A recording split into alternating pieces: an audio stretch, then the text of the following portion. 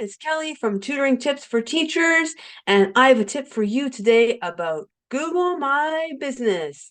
But before we get into that, don't forget to give this video a like if you like to get tutoring tips and subscribe to the channel because I'm posting tutoring tips all the time and sharing lots of info with you, teachers who tutor, teachers who want to tutor, tutors who want to grow your business. This is a great channel, the perfect place for you. And my tip today is, like I said, about Google My Business. And I'm giving you this tip because I don't hear a lot of people talking about it. So out there on Facebook, there's always tutors posting, how can I get more students? How can I get more students? And people will respond with the usual stuff like go on Facebook groups, use flyers, talk to the schools, but I don't really hear anybody talking about Google My Business. And it's actually a really great way to get students. Recently, I have been, oh, my cat is here to join us. It's Snuggles. He wants to tell you about Google My Business too.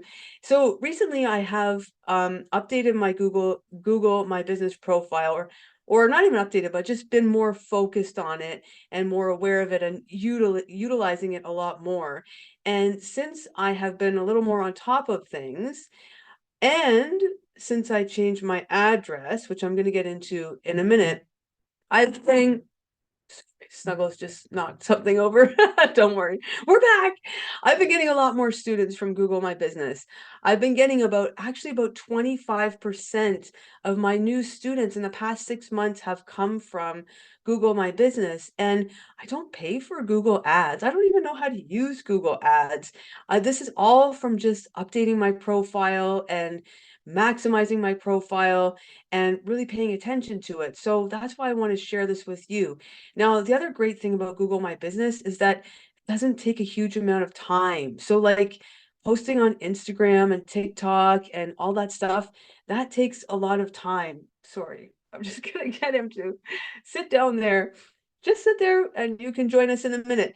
So that takes a lot of time to keep posting and posting and posting on social media. And it's a bit of a grind, I find. Anyway, but I do my best with it. I'm sure you do too. But Google My Business doesn't take a lot of time. It's pretty easy to set up your profile. See, I told you he'd be back. He wants to get in on this too. It's very easy to set up your profile. And once it's set up, it's kind of on autopilot, kind of, but not really, because you do have to update it daily if you want to see maximum results. So this is not going to be a tutorial video. I should have said that at the beginning. It's not going to be a tutorial video about how to do Google My Business because there's probably a million of those on YouTube anyway. And I'm going to recommend to you that you take the course through Google. They offer a free course about Google My Business, and you can get Google certified in it if you want to. I took the free course. I didn't go all the way for the certification, but it was really helpful in helping me maximize my own profile. So I'm going to put the link for that course in the description box. Doesn't take a lot of time. It's pretty easy, and it will give you all the information you need to maximize your Google My Business profile. Now, let me tell you my Google My Business history. So I started my tutoring business is only about 2.5 years old. So when I first started, of course, I got a Google My Business profile because I was doing everything I could to get students, and that was one of the things. So I set up my profile. I ran into a bit of a snag because I was at that time exclusively an online tutor and you have to put your address in. Now, if you're an online tutor, you don't really need an address because you're virtual, right? And I really didn't want to use my home address because it's my home and I didn't want people like knocking on my door, hey, can you tutor my student? Because I don't tutor from my home. So that I ran into a bit of a snag there. And how I've gotten around that, the first thing I did was I actually rented an address from UPS, and you can do this. You can rent a mailbox from UPS, and then you can use that address for things like Google My Business. You can use it for things like your mailing list through ConvertKit or whatever mailing program you use, MailChimp, because a lot of them will make you put a physical address in your profile and they'll send that out with your mail because it complies with some law. So you need a physical address for stuff like that, right? But you don't need to use your home address. You can rent one, like I said. So I was renting one from UPS to start out with, and I believe I used that address for a while. And then I just sort of like did the basic setup and didn't really do anything else with it and just let it sit there and nothing much happened because I didn't put too much effort into it. And so I didn't get that much back.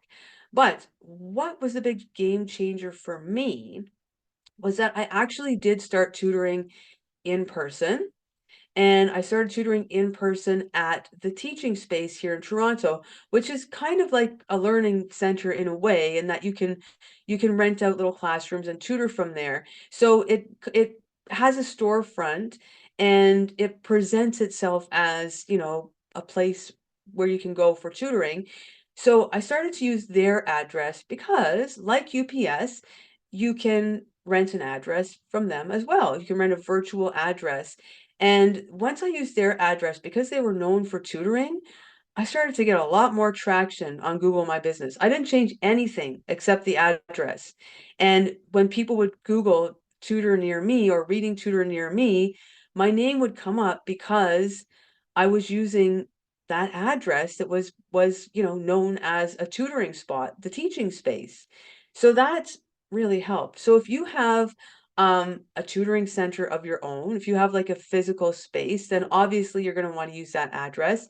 If you're renting a space from somebody else, then you can ask them if you can use their address for your Google My Business profile, or, as a last resort, you can rent an address from UPS or some, other places like that. There are many places that will rent you a virtual address. So you can do that and put that in your Google My Business profile. Now, this really started to take off even more once I completed that course and I did all of the things I needed to do to optimize my profile. And I'm going to tell you, just take the course and find out what those things are, because honestly, I don't even remember a lot of them right now. There's just a little bit, like, little tiny little tweaks you have to do here and there, like, little things you have to do that you'll find out in the course to optimize your profile. And then once you've done that, if you really want to take it to the next level and you really want to get found in Google, then you can update your profile daily. And I did some research on this. There's different ways you can update your profile. You can respond to reviews. I'm going to talk about reviews in a second. You can change your business hours, like if it's a holiday or something, or you're going to be away. You can put updates on your profile. So you can post kind of like a social media post. You can post pictures, you can post events, you can post any special offers that you're having. You can do things like this every single day. And that's going to really boost your Google My Business profile. Now, and I know this sounds like, oh no, that's Kelly, that's going to be like Instagram, that's going to be like Facebook, where I have to post every day. But it's actually not that bad, because you can even do some, like, if you don't feel like posting a picture that day, you can just update your hours or do something simple like that. So there are more simple updates you can do than having to post all the time like you post on social media. So there's that. Now, I wanted to talk to you about Google reviews, because Google reviews are massively helpful for your Google My Business profile. Obviously, when people Google you, they want to see the reviews. So it's a good idea to get Google reviews from your families. But in my experience, that is not easy. People will leave reviews, like they'll send me emails all the time, and you'll probably experience this too. People will send you emails or send you messages or whatever saying, "Oh, we love your tutoring and my child is doing so well, and thank you for your service," and all of that, and which is really, really wonderful. But when you ask them to put that in a Google review, a lot of people won't. So it's tough. I've found it really tough to get reviews. And I've done some research on this, and I found that about 10% of customers leave reviews. So that's kind of a low number, right? And right now on my Google My Business profile, I have 8 reviews, only 8, because that is about 10% of the customers of the families that I have served over my 2.5 years as a tutor. So yeah, there's been about 80 students or 80 families. So about 10% of them have left reviews, and the reviews are wonderful and they're 5 stars. And I'm so, so, so grateful for them. And you really want to get those reviews. So ask people for them. Put the link, Google My Business gives you a link that you can actually copy and paste, and you can put it wherever you want. So when you're sending out your monthly newsletter to parents, or you're sending them, an update email or whatever, whenever you think it's a good opportunity, cut and paste that link and ask for a Google review. And eventually somebody will give you one. I won't have them right away though. I'm not gonna lie. Unless you're very lucky and you get a whole bunch of Google reviews, it's gonna take a lot of asking. So be persistent. Don't worry if they don't leave you one. It's okay. Just keep asking, keep asking, keep asking. And eventually you will get some Google reviews. And that's going to really boost your Google profile because you want those reviews. And when you get those reviews, make sure you respond to them right away and respond to them on your profile. Like, you can send the person a personal email to say thank you for the review, but make sure you respond also publicly on your profile, because that is going to boost your profile as well. So these are some tips about how to use Google My Business. I am by no means an expert on this, even though I did take the course. That is why this is not a tutorial video, because if you want a tutorial, you'll be better served with somebody who is more of an expert on YouTube, and you'll be best served by just taking the course yourself and learning how to do it on your own. So these are just my tips. Use the Google My Business profile. It is free. Get those reviews.